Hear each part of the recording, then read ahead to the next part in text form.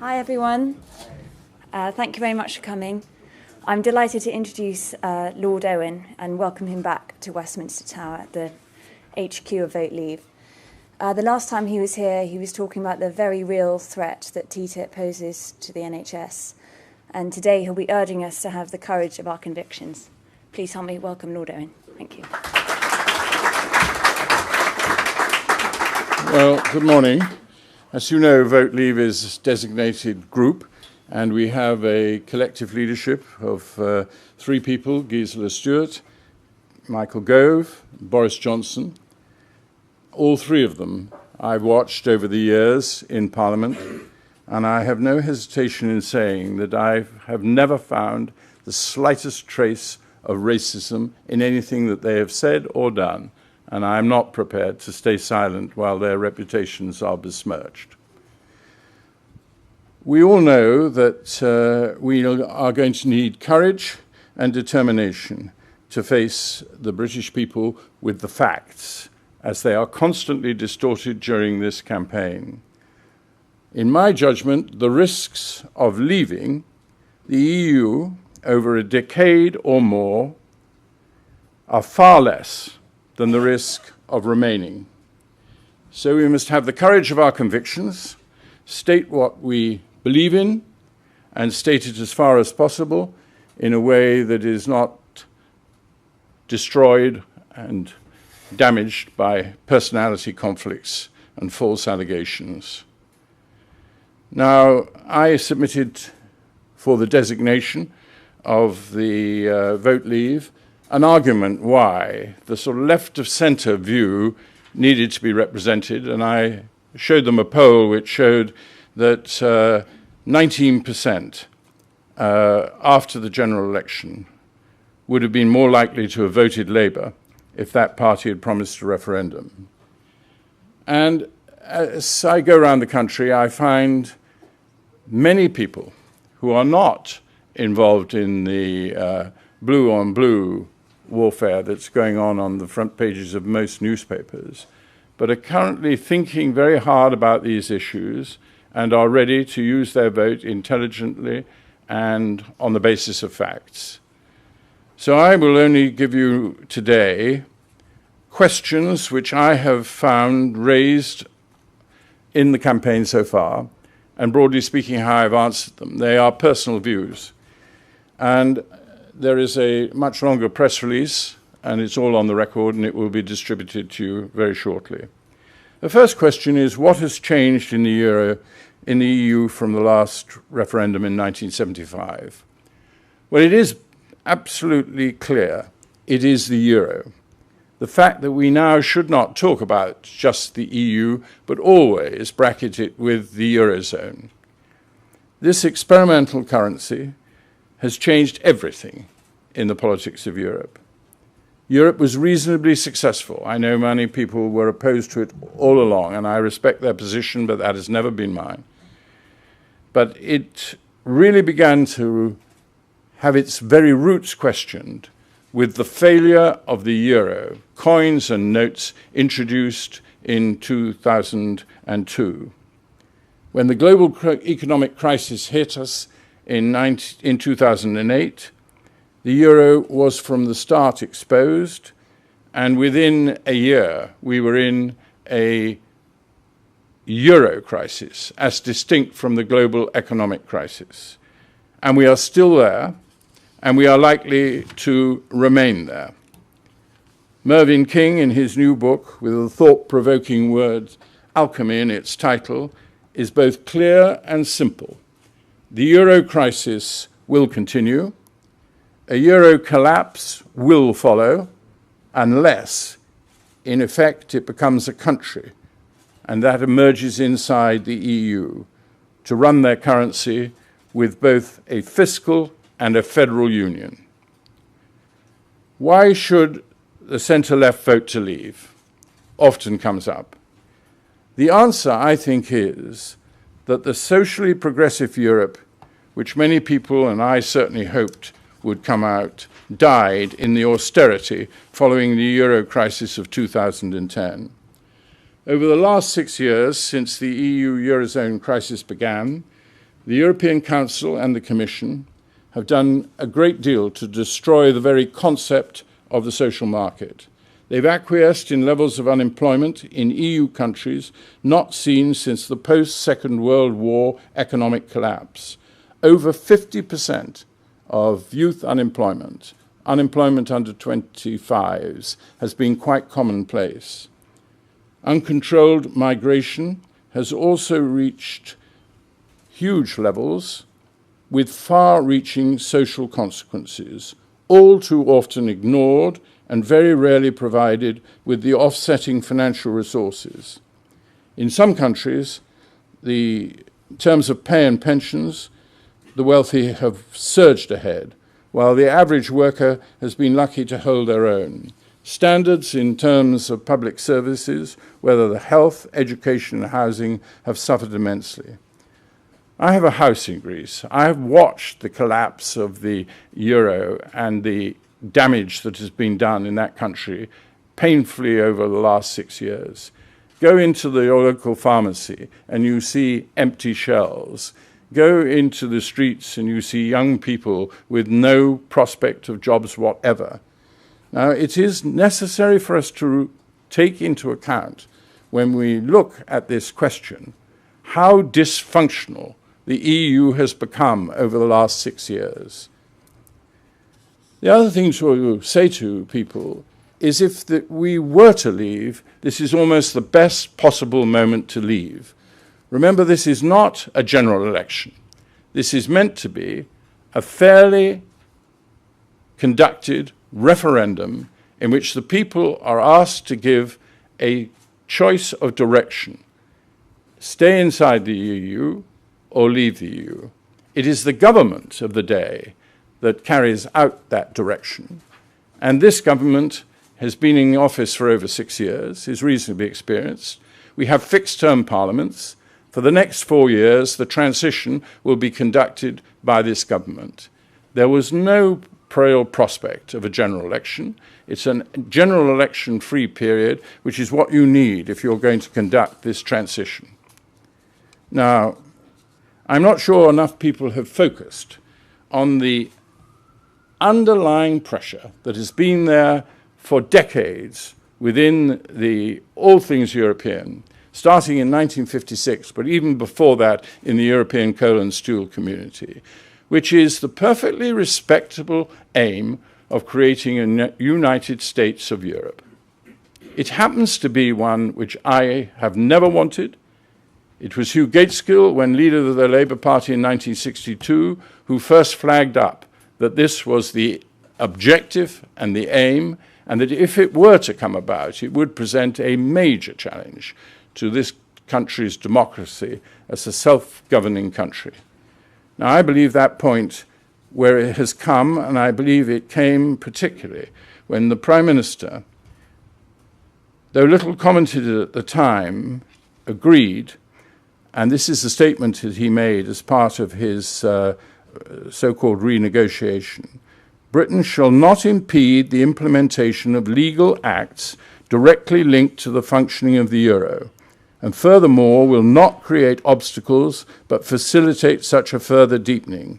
And deepening has real meaning inside the European community. It means taking a whole raft of measures, such are in the 5 Presidents' report, of directly electing the President of the Commission, the President of the Council, the more powers to the European Parliament, and all done on Europe-wide precis, basically to try and clear up what is widely seen as a democratic deficit.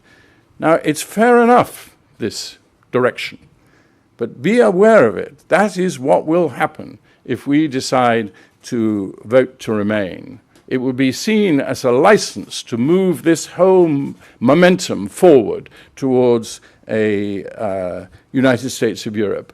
And it will, for some people, make sense. It is more likely that the euro will stay. And we know that the finance minister of Germany and the Holland, the Dutch, have basically accepted that the euro will not under any circumstances go. So what we will see under this pressure is a smaller grouping of the 19 creating a United States of Europe basically to support the euro and make the structural changes that people like Mervyn King and others have long predicted are necessary. And remember that the Bundesbank warned when the euro came into being that it would need this underpinning of federal structures, fiscal unions, and the capacity to transfer money from different parts of the Eurozone, like we have in this country and like any country which has a currency normally has. Now, it's noteworthy that on the 27th of April, Michael Heseltine, a prominent conservative and a supporter of remaining in the EU, was honestly saying his view. One day, he said, we will join the euro. There's no hurry, and I don't think it's going to happen in my lifetime. He's 83, I'm 77. There are many like him in the Remain campaign, closet federalists who take his view but pretend euro entry will never happen. David Cameron even now claims it will never happen, but he's retiring before the end of this parliament. The facts of matter are promises are cheap at this stage, but there is an underlying pressure for a United States of Europe, and it will be given a huge uplift and momentum if we were to vote to remain, and we should face up to this. Now, other people ask, tell us the truth about immigration. Well, the total cost of EU founding principle of free movement of labour and people is unknown. Firstly, I do not believe that free movement of people and labour is essential for a single market. I think it is essential for a single currency, and it's certainly essential for a single country. It is a relic of those parts of the founding principles which were aiming quite overtly under Monnet and others for a United States of Europe. The already hard-pressed British taxpayer sees the budgetary cost of the EU rising, and in my view, we have to utilize that money that we would save if we come out in a way that deals with the problems that we are seeing up and down our country because of the consequences of immigration. We have to have a positive message.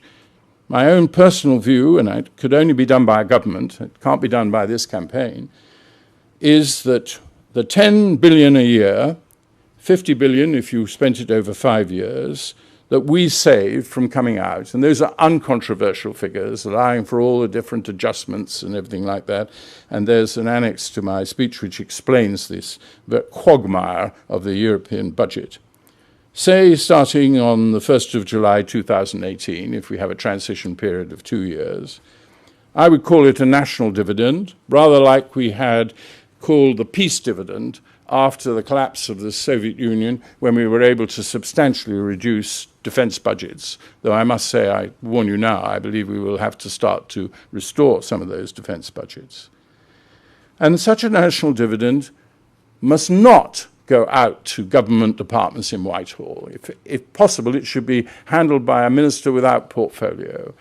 And it should only take in claims on it from those parts of the country in the UK that are suffering from this very substantial increase in migration. We know, and Jack Straw admitted it, that the Labour Party did make a spectacular mistake in the estimation of East Europeans coming to this country. I'm not one to say that it hasn't benefited us. I think it has substantially benefited us in many respects. But we know that other people have suffered from it, and we have never had the resources going in. If you look at the pressure, say, on the National Health Service, which should be one of the areas, the accident and emergency services have become extremely strained. Why? One of the reasons is that people who first come to this country are much less likely to use their GP and much more likely to use the acute services. We need to buttress those hospitals that are in these areas with extra resources. I'd pay 50% of that 10 billion. And then you look at schools. because of this, not anticipating this increase in immigration, there have not been enough places available in primary schools, and more people have had to face the situation that they have not been able to get their choice, the one that's nearest their homes. We should alleviate that, and that means building more, providing more resources. And then you look at housing, exactly the same problem. There aren't the low-cost housing in the places where people work. They have to move right out into the suburbs, pay high travel costs. And it is very important, again, in these areas of high immigration, where there is a real shortage of low-cost housing, that we put in money. But do not apply this right across the country as a whole. Make it a special way of dealing with, through no fault of their own, these communities have been faced by higher immigration and social strains and tensions. Now, I'm absolutely confident that this country can live in harmony with many different immigration spells, where they come from the European Union, which, remember, come automatically. We do not control our borders. They come because we are obligated under the treaty to give free entry. And although we check their passports, let's be quite clear about it. With the ECJ hanging, the European Court of Justice hanging in the background, there are very considerable limits on who we can stop. And I think, therefore, to control our own borders, to have more control over who comes in, which is commonplace in Australia and other countries. So we have a quota system, and you have people coming in who can contribute to the economy. All of this means that the good sense of the British people, which has experienced waves of immigration in the past, pretty well all of them have been beneficial and have been taken into our communities and are now much prized people within them. But you can't do this if you don't, A, control your borders, and B, use resources to help those people that are facing the strains and stresses within. Now, I also think that we now have to face up to one of the other questions, which is how much longer we can put up with this interference that is coming from particularly abroad. Madame Lagarde, I personally don't take great exception to what the Governor of the Bank of England did. It's a tricky position, but let's be clear. The Governor of the Bank of England has a few areas of total independence, but the large part of the Governor of the Bank of England is in serving the government of the day, and that has always been the situation. But Madame Lagarde has come in with the so-called proposals from the IMF. I must say I have some doubt as to how much that has really gone through the IMF procedure. But much more importantly, she's now told us that they're going to come at this issue again, and in June. Now, June is clearly and absolutely in the purdah period which faces us. Now, I think it is absolutely essential that the Cabinet Secretary writes, if necessary, to the Chancellor of the Exchequer and has him write to Madame Lagarde and ask her not to come back during the purdah period. She's had her go. Fair enough. We've had to listen to it. It is a French view, not, in my view, an IMF view, as she and Strauss-Dominic Kahn have conducted themselves in the IMF. I think it's very unlikely we'll ever have another European member head of the IMF. But it is not an unwarranted interference. Now, I also want to say this about how we leave, which is another question that keeps coming up. And that is the question of why this referendum was ever called. It is now absolutely clear that the Cabinet were never given a paper from the Treasury or any other government departments about the effects of coming out of the EU. I think it was personally because most people thought that it was a balanced judgment and it was perfectly fair for the Prime Minister to make this decision in his Bloomberg speech to have a referendum. But then it is similarly the case that no Cabinet papers were put from the Treasury or anyone else warning the Cabinet about making a manifesto commitment to have the referendum and the timing of that referendum before the end of 2017. It is a constitutional outrage and a dereliction of duty that those papers were not presented if the current one that is before us, the current Treasury objectives, and another one I gather is likely to come next week, if it was so dire, if the consequences were so dreadful, if all the propaganda that has been pushed out from that, why was that not presented to the Cabinet 3 years earlier, 2 years earlier, 1 year earlier? And we need to ask those questions. It raises fundamental questions about this referendum, whether it is being conducted fairly and objectively from number 10, and I believe it is not. And the Cabinet Secretary will be held responsible for this by history. But that's not the end of it. The Cabinet Secretary is responsible for the fairness of this referendum by legislation that has been passed by Parliament.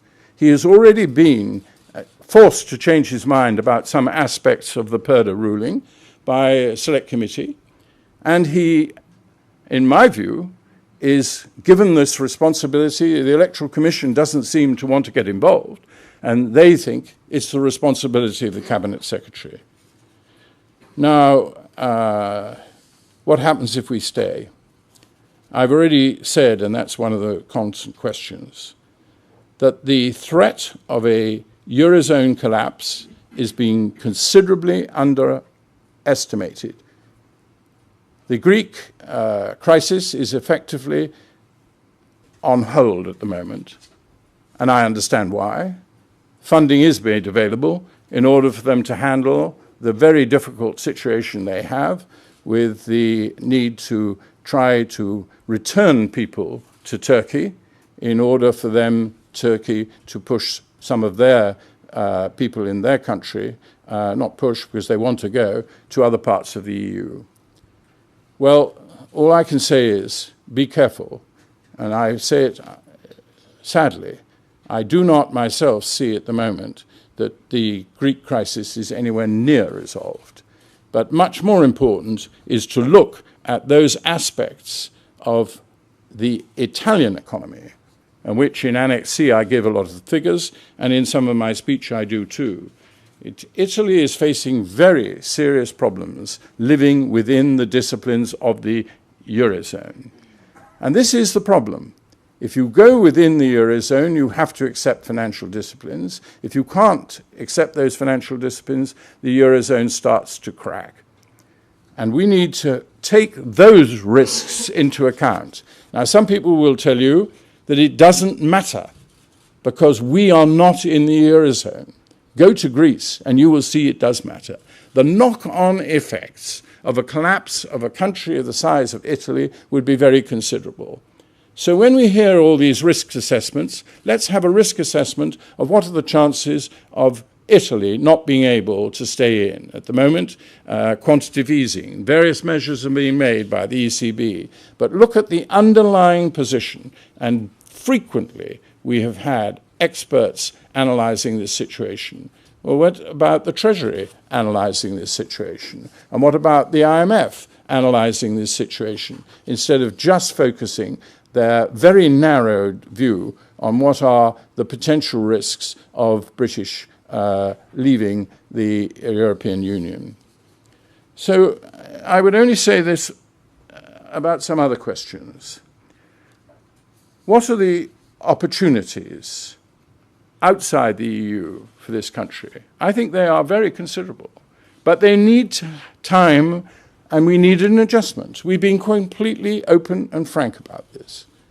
But the idea that this transition period will be so difficult, say we take a 2-year transition, we might decide to opt for taking no changes whatever in our arrangements within the single market during that time. We might decide we want a different arrangement. All of this needs discussion. And it is not acceptable that on the 24th of June, if we are successful, as I very much hope we are on the 23rd, the Prime Minister announces that we will sign up to Article 50 of the treaties. It is no job of the Prime Minister under those circumstances. It is the job of the Cabinet that meets of Parliament that needs to discuss these decisions, of the papers that should have been presented to Cabinet over the last 3 years to be presented to them and then come forward with recommendations and make decisions. There are very important issues underlying all that, some of which I deal with this in detail when I'm asked questions by it. Now, the other questions are things like, what lies behind the idea of a United States of Europe? I'm not going to go into all of this now, but it does behove some of our more, if you like, detached columnists who write long pieces to analyze the momentum behind a United States of Europe, to look at what Monnet wanted. That's what Gaitskell did in 1962. He met with Monnet, he met with Spark, and he understood their passion and their commitment to it. And we must say to the British people that this vote to remain is a vote to make it far, far more likely that they will find themselves in a United States of Europe. That Michael Heseltine's wish for a euro, that was not just shared by Michael Heseltine. I came into this issue in 1999 in order to form a group called New Europe, which worked with Business for Sterling, to prevent Tony Blair calling a referendum on the back of what was called the Baghdad bounce. Of course, it never occurred, but he would have been very hard to have defeated in, say, 2003 if that had been successful. And in my view, most of his Labour colleagues who were dissenting at that time from joining the euro would have gone along with it. And we needed an all-party grouping to try and put the case against the euro. And the case against the euro, as I say, is not just economic. It is political. It is the paving stone for going in and maybe having to go in very fast in terms of a collapse. And we have signed away all our rights and veto powers on all aspects of the euro and all aspects of the deepening of the eurozone and the European Union. Beware. This is not false alarms. This is facts, and we should take it seriously. I was in Paris in April on a meeting of the European movement. I've always respected the European movement. On that platform was Michel Rocard, who is a former Prime Minister of France, an old friend of mine ever since the 60s. He's a committed federalist. He wanted and still wants to be a United States of Europe and for France to be in it. Good luck to them. But he knows that I've always opposed federalism, and I haven't just done it on myself. The Cabinet in 1977 had an all-day meeting discussing what was the direction of Europe post the 1975 referendum, called by Jim Callaghan, and I wrote the papers for it at his specific request. And it was very clear that we were committed to the new European community on the basis that it would not become a federalist union. And it is these things in the past which, of course, create great ambivalence inside the Labour Party about Europe. But I believe that amongst many of its voters, there is a real wish to grapple with this issue and come to some firm conclusions. I will leave by saying this. It also means, if we come out of the EU, that we come out of the common foreign and security policy, we come out of this German new proposals that have been held back, again, from the referendum, for a EU defence structure and planning functions, exactly what the United States have been against. I must say, I almost laugh at the situation. The latest input from the United States today is the former mayor of New York and the very successful business head of Bloomberg. Of course he's entitled to come. He employs people in this country. And if you read his speech, which has already been in the Times, it's very moderately phrased. He says he's not here to influence anybody. Well, we used to say, tell that to the Marines. But basically he's here to influence our debate. Well, that's fair enough.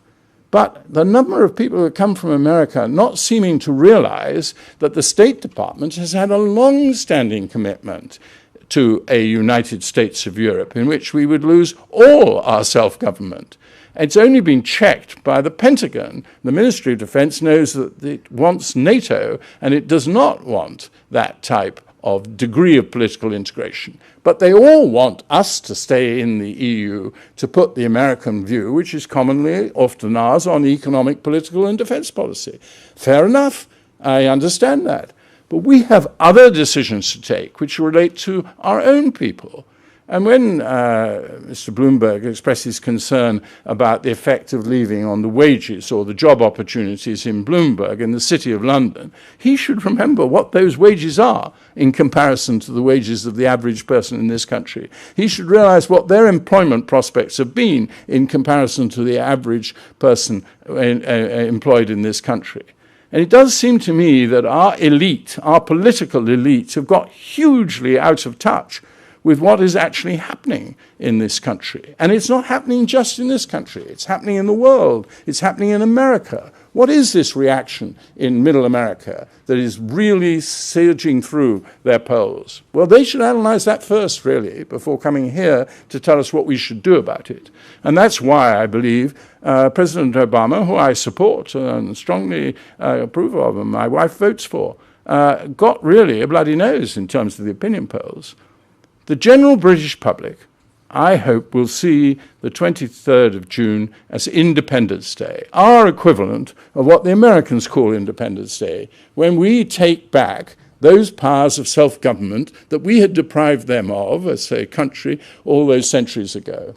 So I'll now leave it open to you to ask questions, and I'll be very happy to deal with them. But there's a lot of detail. There are annexes. I think if those who are interested to read the case I put to the Electoral Commission of why it should be designated, because this was not just a Conservative Party argument, but an argument going much broader than that.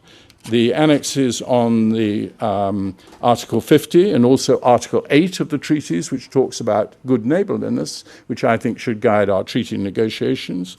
Also the funding and the budget arrangements, which many people come in commenting on, explaining why 350,000 is effectively backed up by the ONS numbers. Whether we should use that sum, the ONS takes a different view, but at least it explains the arithmetic. And finally, an analysis of what is happening in Italy. So, first question. Thank you very much. Yeah. Thank you, Lord Owen. Chris Shipp from ITV News. You're, if I may say so, a rare beast in that you're a non-Conservative, non-UKIP member of Vote Leave standing on that stage, giving us your arguments about why we should leave. Can I just ask for your reaction to a couple of the more controversial statements over the last week? Boris's comments about Hitler, we can argue about what exactly he meant, but they were definitely written in the same sentence in the same newspaper. And also Nigel Farage telling the BBC that violence is the next step if people don't get what they want, if Leave campaigners don't get what they want on June the 23rd. And a second point, if I may ask, you've just said that the EU contributions are £10 billion a week. You'll be aware that Boris Johnson and others are driving around in a big red bus saying it's £350 million. Okay, well, I'll interrupt on that. In other words, you're driving around in a bus with a big fat lie on it because you've just admitted in your speech it's £190 million a week, not £350. Well, a big fat lie is a rather unobjective statement, if I do. I'm going to. You come from. I'm too old to remember, you know. But you come from ITV. I thought that was an objective news reporting organisation. So I would refer you to what I would prefer to do is that I've honestly answered that, and it's an annex of what the paper's there, and perhaps it might help you objectively reporting about all of this. It's very complicated. The Treasury holds a different figure to the ONS, and the people have got many different views on it. But undisputed 10 billion, in my view, of savings if we left, and I've also explained to you how I think we could deal with it. As to Mr. Farage, I'll answer the questions. 10 billion pounds a year, 190 million a week.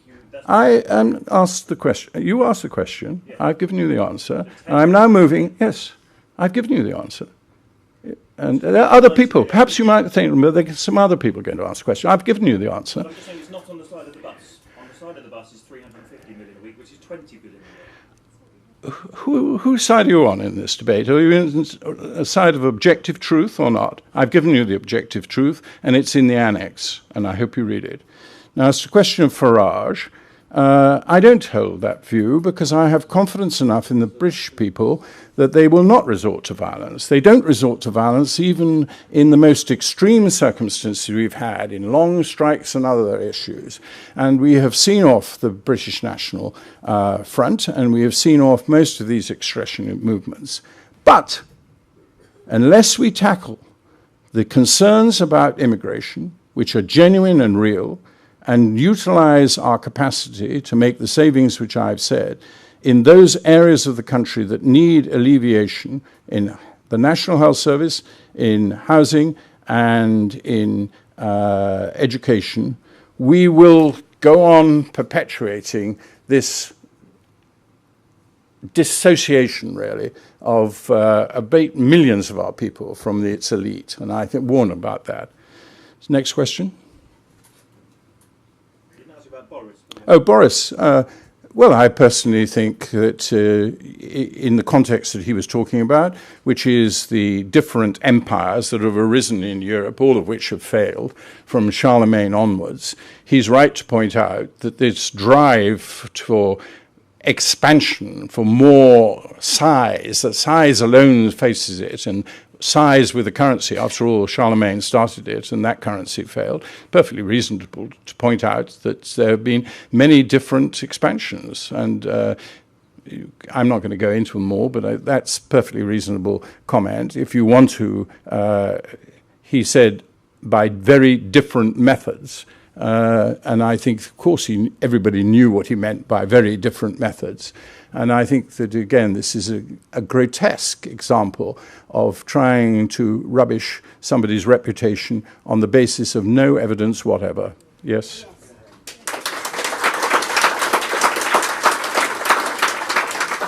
Following on from our ITV friend's last question, just by way of balance, do you think it perhaps ill-behoves the Prime Minister of our country to be talking in such emotive terms as the implications of a Leave vote being, for example, to make World War III more likely, and also perhaps to make it that ISIS would perhaps prefer us to vote Leave? Do you think those are also examples of intent? I wrote what I wanted to about the claim that the Third World War was inevitable in the Sun newspaper, and they expressed it pretty graphically in a cartoon, in effect, photographic cartoon of Churchill.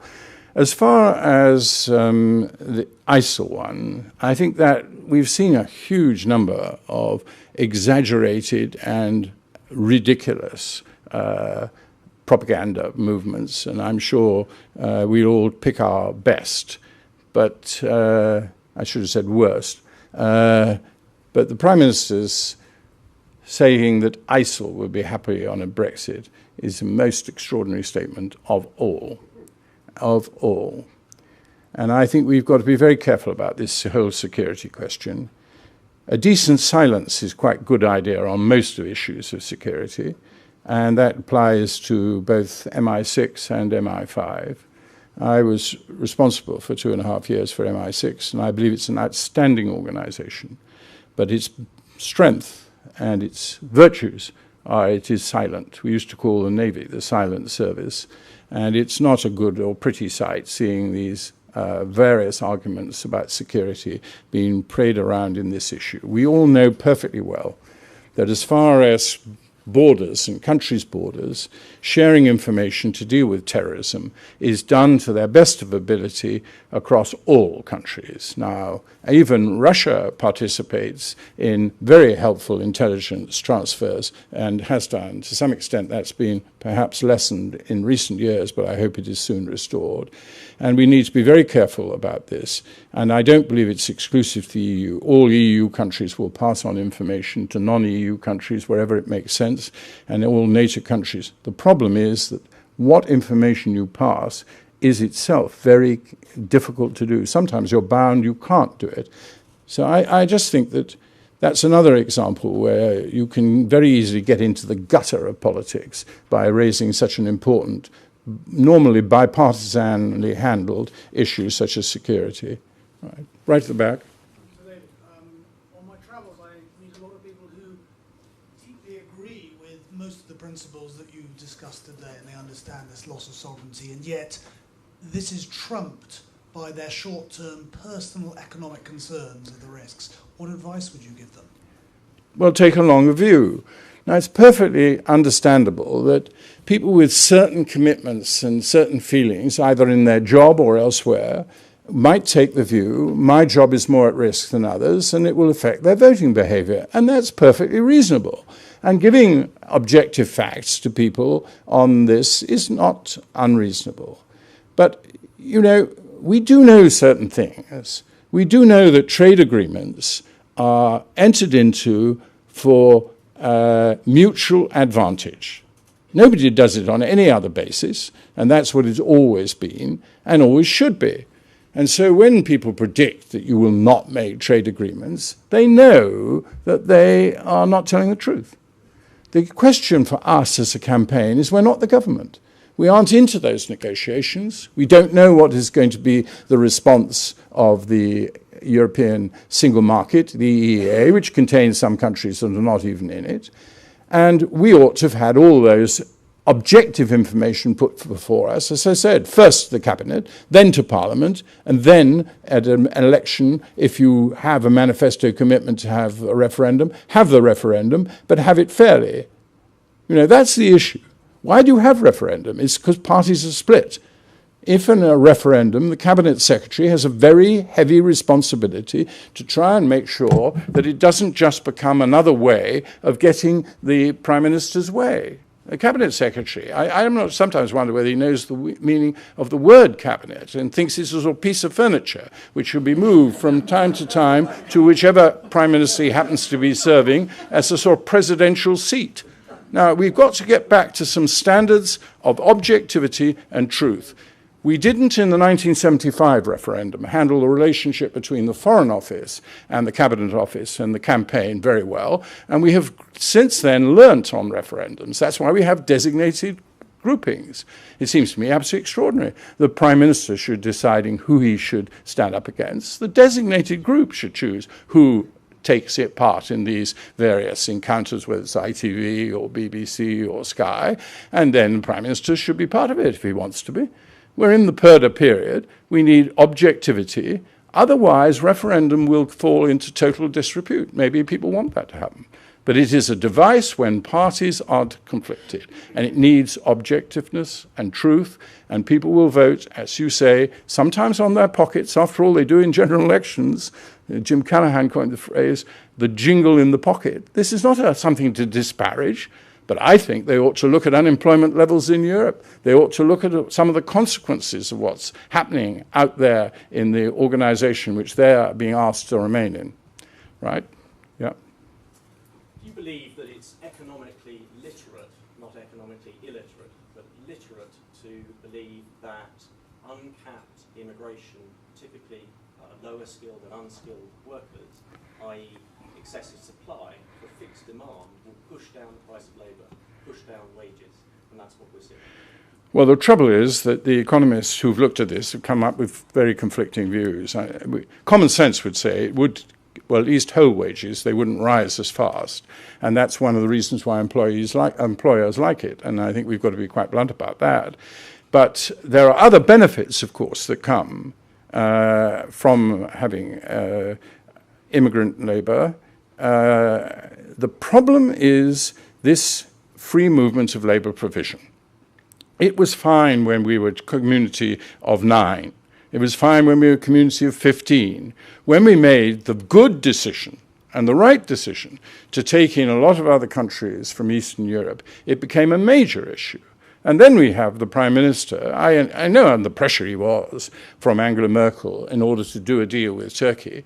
But to say that you are going to speed up the entry of Turkey into the EU, when we've all known that freedom of movement of labour is one of the reasons why we've stopped and slowed down Turkey's application. It seems to me you're in danger of giving, it's this presentism, this pretend, so that Turkish people feel that they soon will be in the European Union. When they discover they're not, I only hope they don't, in disillusionment, pull out of NATO, where I believe they play an extremely important and valuable role. But nobody's saying that everybody would come, but it would certainly, a country of 75 million, would add to the likely numbers that are coming in. And as I say, we've all underestimated it before. And I want to see ONS, which I respect, incidentally, given a greater role in this, and the government step right back from it. ONS insisted in the 1970 election that we publish the balance of payments figures, to the embarrassment of the then Labour government, when I was kicked out of government. Very salutary, very important. I've been kicked out of government twice, in 70 and in 1979. Didn't feel like it at the time, but in retrospect, I think it was a perfectly reasonable decision. A lot of this is about, can you kick the buggers out? You can't in many parts of the European Union. In many aspects of European life, it's quite impossible to make a democratic political choice, and qualified voting, necessary for a single market, I don't deny that, but it does mean you lose an awful lot of votes, and sometimes votes on important matters. And incidentally, I think that's what Mr. Bloomberg should be worried about. How much safeguarding is there for the City of London as in the If You Remain? Not a lot, in my view. There have been eyeing the City of London for years. I think there will be another move to check it. And all the Prime Minister's got, basically, is you can raise this matter in the European Council. No provision for a vote, no automatic right to do so. That was pointed out by the Deputy Chairman of the Bank of England the other day. So be careful. Look at the small print of these commitments, of how the EU has not been reformed by the Prime Minister's renegotiation any more than it was reformed by the renegotiation of Harold Wilson and Jim Callaghan. And most of us knew that in 1975, and all of you know it in 2000 and wherever we are. Okay, yes, Brian. Lord Owen, I'm trying to work out from your speech whether or not are you accusing Sir Jeremy Hayward of not having prepared economic options papers and shown them to the Cabinet before the Prime Minister called the referendum or not? And can I ask you, do you think that Sir Jeremy should stay in office, or is it time for him to go? It's not my job to. Civil service are protected by civil service procedures, and quite rightly so that they are not. They don't lose their jobs at the say-so of a politician, even the Prime Minister. Of course, it does effectively can change it. No, I'm not going to get into whether his employment or not. I will get into his responsibilities, which is to ensure that there is a proper level playing field for the debate during the referendum, and in particular, as we get closer to it. And I do think that we have seen evidence that the views of the Treasury, which are now presented in a referendum period about leaving, as I understand it, none of those assessments, none of that analysis ever went to the Cabinet before the Prime Minister made his speech, perhaps inappropriately, at Bloomberg's. And furthermore, that they did not present a similar assessment, anything remotely like, I gather practically nothing at all, before the manifesto commitment, which both told us we were going to have a referendum if they won the election, and also fixed the parameters for it, that it had to take place before 2017. So here we are, in 2016, having a referendum, and suddenly hearing what the Treasury apparently think of it. Well, all I'm saying is that type of analysis, that type of gloom and doom should have been heard around the Cabinet paper before you even called a referendum. And I think that's just a basic, fundamental, constitutional duty of the civil service, and as the Cabinet Secretary is the head of the civil service, to see that it is placed in front of them. They are not just serving the Prime Minister. They are serving the Cabinet of different views and different people, and that should have been presented. And I think it was a grave dereliction of duty that it was not. Yes. Could I just say, they keep saying this is the final time that we can get in or out. For instance, if they gave Turkey free access, couldn't we just vote to come out? How can they keep us imprisoned if they change their views and policies? Well, to admit a new member to the European Union, it has to be a unanimous decision. So we have got a veto over the admission of Turkey. We have a veto on some aspects very much curtailed. If you look at the issues you could have vetoed way back when we joined in 73, they're very, very much less. But we do have some vetoes on that. And we have some vetoes on some aspects of defence still. But all the time they are eroded. They're eroded by the European Court of Justice, which is basically set up with the aim of having eventually a United States of Europe. And still we haven't changed the treaties over the euro. The euro actually, in the Treaty of Maastricht, says that all member states are heading towards the euro, except for ourselves and the Danes that have an opt-out. Sweden, which is the economy does fulfill the characteristics to be able to go in, has stayed outside, arguably in contradiction to the treaty. They create some sort of that, and they fluff it, they flannel it. And that's the same for some other countries. But basically, the things that we can veto are not very great. And what we will find if we stay is, because of the Prime Minister's commitments not to interfere on the euro structuring or on deepening, that they move ever more towards a United States of Europe, and we never really come to a point where we can't. Then somebody like the equivalent of Michael Heseltine argues, or Ken Clarke argues inside a Conservative government, there's no problem, it will also be done inside Labour governments, to go into the euro. And they will go into the euro. Now, at the moment, we have a commitment, we have to have a referendum for that. But actually, under our constitution, it's perfectly possible for a government to say, we will make this a manifesto pledge, and then that overrides a referendum. And that's exactly what Labour asked to be done on membership of the EU in 1983. So they wanted to deprive you of the referendum. Well, it didn't help them. But it is constitutionally capable of doing it. So this business saying we will never join the euro is manifestly untrue. You could either decide to do it and have a referendum and say to people, you know, the Eurozone might reform. We might be faced then with purely political decision. The Eurozone's okay economically. People say, well, now we can go in. The political ramifications of joining a single currency are huge in terms of becoming part of the United States of Europe. It's a snaffle process that we're watching and observing. Right at the back. Can I just follow on? How do No, I think one question each, please, if you don't mind. So just with regards to, obviously... Can you speak up? I'm having a bit of difficulty. Yes, the mic, thanks. To what extent would you agree with Professor Patrick Minford insofar as regarding free trade agreements? Actually, they're somewhat of a red herring because, of course, notwithstanding the requirement under Article 50 to have one, and notwithstanding the fact that, for example, the EU concluded one with Ukraine in a matter of months, actually it's not politicians who dictate the terms of trade, it's businesses in one country that trade with businesses in another country. And simply having an agreement not to impose tariffs isn't necessary. You could simply not impose tariffs. Well, for 20 years, I've really been in business. I've not been a politician. And it is quite true that politicians keep on going to documents and regulations and forget that the fundamental trade is on price. Price is the key thing, and quality. If you get the price right and you get the quality, you'll penetrate any market.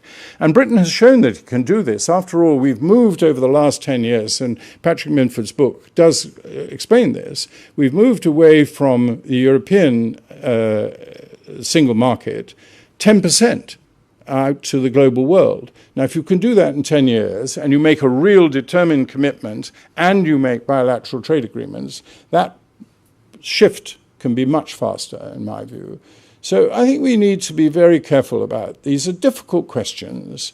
We have, in some areas of the EEA, advantageous trade terms for people getting through.